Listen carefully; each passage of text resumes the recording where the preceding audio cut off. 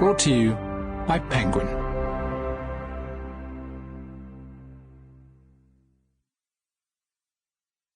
One-Hit Wonder by Lisa Jewell. Read by Antonia Beamish.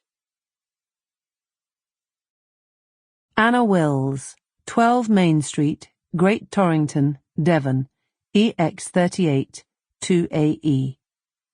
12th September 1999. Dearest Anna, I never expected to have a sister.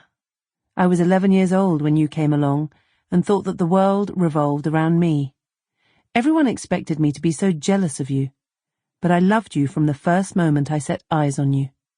You were so tiny and weak in that incubator, and I thought that I would die if anything happened to you.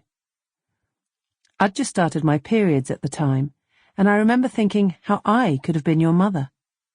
When you came home, I wanted you all to myself. I thought you were mine. I didn't let Mum get near you. You were so precious and perfect, like a tiny little doll.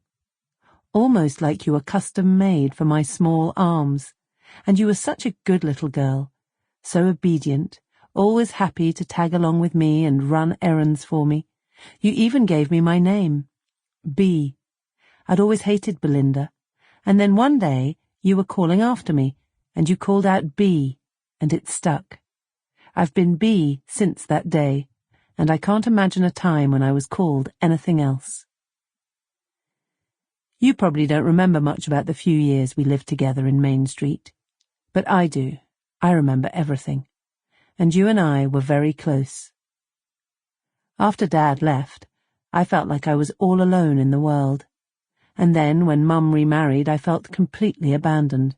Until you came along. You were my little sister, and I loved you. I'll never forget your face when I left.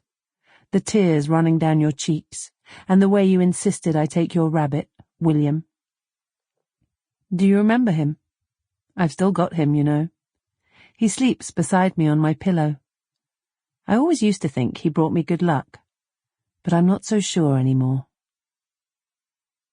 You were 4 years old when I left, and you thought I was abandoning you.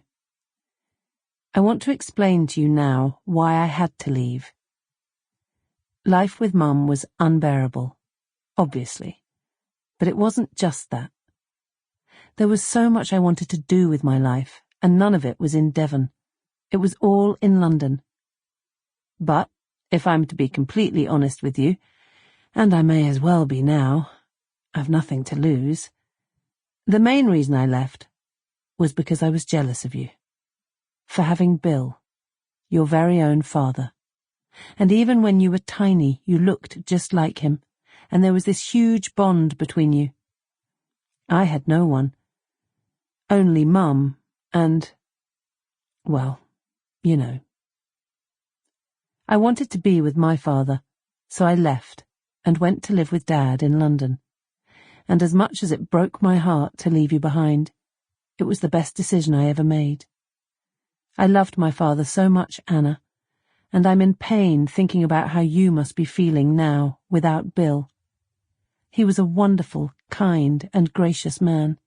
He was gentle and quiet, like you, and I can't tell you how sorry I am for you. I also want you to know that it does get better. The pain does go away, eventually. It really does.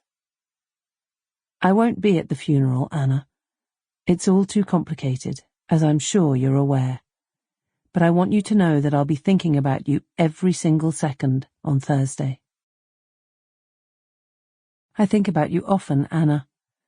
I don't know what you're doing now, or who you're with, or anything, but I often wish you were here. I should have written before, I know that. We should have kept our bond. But circumstance and Mum and all that stupid ephemeral stuff seems to have got in the way of us being what we used to be, sisters. I'd love it if you came to visit, Anna. Came to stay with me. I'm living in a beautiful flat in Belsize Park. That's posh, by the way. And I've got a cat and a motorbike. I think you'd love London. You were always such a shy little thing. So nervous. Sample complete. Ready to continue?